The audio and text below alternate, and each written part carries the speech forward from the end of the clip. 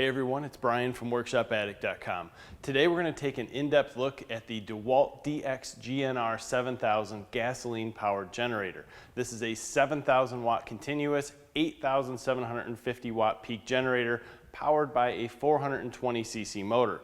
Now what intrigued us about this unit is it's priced at $999 at the Home Depot, and it has a lot of good qualities in it that some of the other generators don't.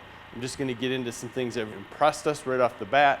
We hooked up 4 different pieces of equipment to it: table saw, miter saw, skill saw, and a vacuum. We turned them all on at the same time, and this unit went from its automatic idle position all the way up to 3,600 RPMs in a snap. It didn't have any bogging or any issues like that. We hooked it up and powered our whole shop out here, which we have 3,300 watts of just lighting. We started turning on other items to bring that up to get this unit up to about 60% of its maximum use. Turned on our lift, which brought it upwards of the 80% use. In this unit's voltage dropped to about 110, came right back up in a blink of an eye to 126, 127. That recovery time was great. Now, as we increased the load, the recovery time actually didn't get any slower, just the voltage drop. So we increased the load on the machine a little bit so we could max this unit completely out when we turned something on. The voltage dropped to 103. Yeah, that sucks. But it came right back to 127 just as fast as it dropped down to 103. Now, from testing a lot of other generators, we've seen them dip in the 90s, but the recovery is so much slower. This thing is very impressive with that recovery time, and that is one of the reasons that we look at it for its price and said this is an awesome generator to put on anything that's sensitive, to power your house, or to power something on the job site. With this unit outperforming many of the other generators in its size and price, we thought it was worth a really good look at what this unit has to offer. Now first, it has a 7.5 gallon fuel tank that's filled towards the front with this fuel cap. Inside that fuel cap, you'll find a small screen to keep debris out of the fuel tank. That might slow you down a little bit while you're filling it, but it'll also protect you from taking anything into the fuel tank. It has solid tires in the back, which is a plus and a minus. When you're hauling it over gravel, it's a little bit harder to pull because you have to pull it up and over the rocks rather than the pneumatic tires kind of sucking up some of that load, but you'll never have to worry about them going flat. It has a very nice grab handle in the front so you can pick it up and carry it away. That is one of the things that we looked at and said, hey, this is important because a lot of generators are awkward to move around. A plus on that. The noise of this generator is very nice and quiet. Now, it has a idle down feature on it that doesn't quite idle down as far as many other generators do. And I think that's part of why this unit has the torque to completely get back up to full speed a little bit quicker without that bog or lag. So that's important. It may not be as quiet as some others at an idle, but it is ready to rock and roll at any time without any delay. Now it does have a low oil shutoff on this 420cc motor, and you're gonna ask, is it a Honda? And I'm gonna tell you no. From what we can tell, the insides of this unit are based off a Generac 7,000 watt generator. This one has some upgrades to that, which we're gonna get into right now. Starting on the side of the generator, you have one twist lock 30 amp 220 outlet with 2 push style breakers here. You have 2 duplex 20 amp 110 outlets on each side. Those push style breakers are in the center. And then when you move over, you have a wattage meter. This is basically a bar type meter that will tell you how much load you have on your generator.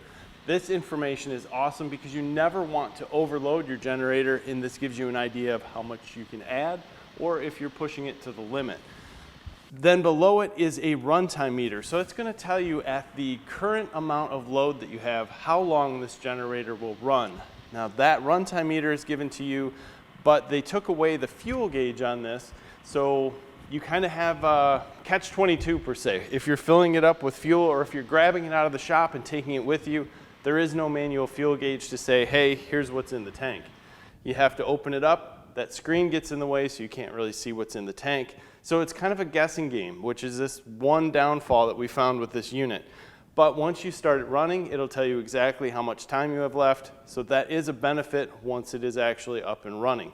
You move back to the center, you have your idle control, so its automatic idle is on or off. And then below that is your start button. This start button has 3 positions, similar to your ignition in the car.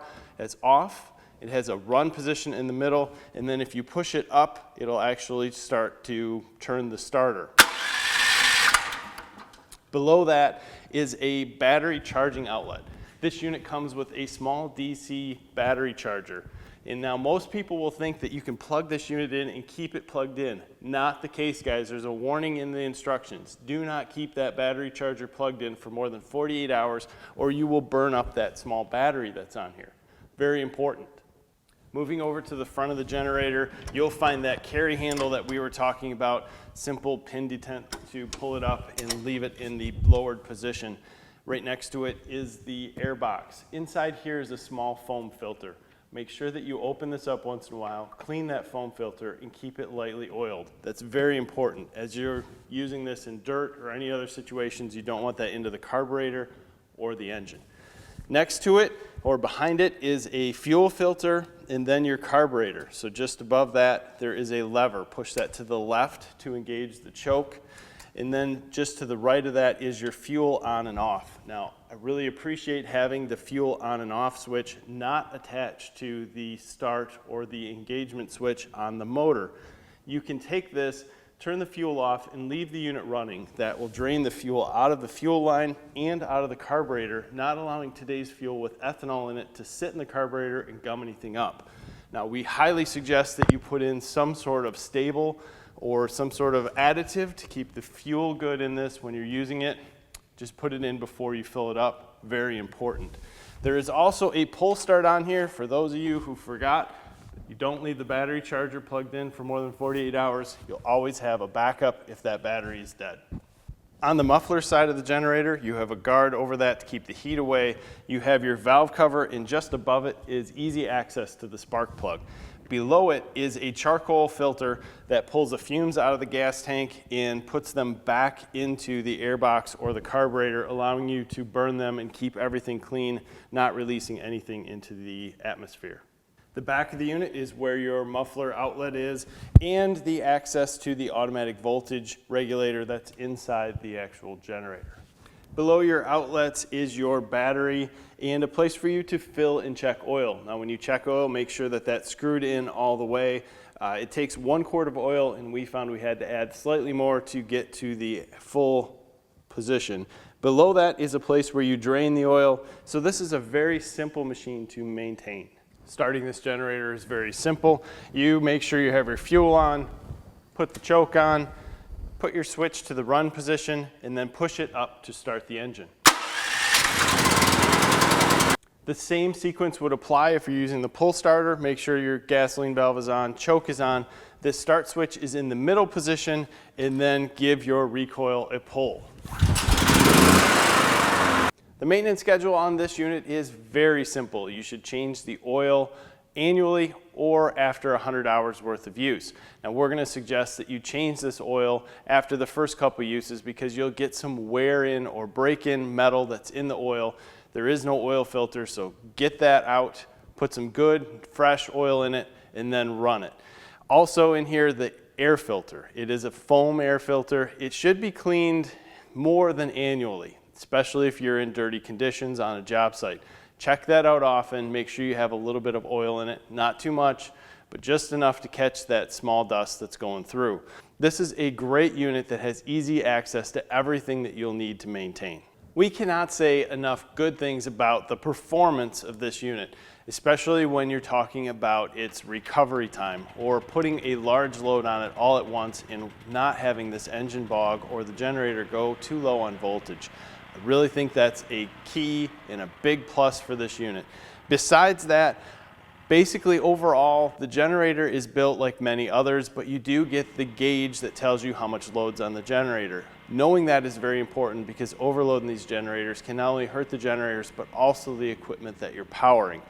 The one downside to it is that you don't have a manual fuel gauge. You have your electronic fuel timer that tells you when the unit will run out of fuel, and the engine has to be running for that to work.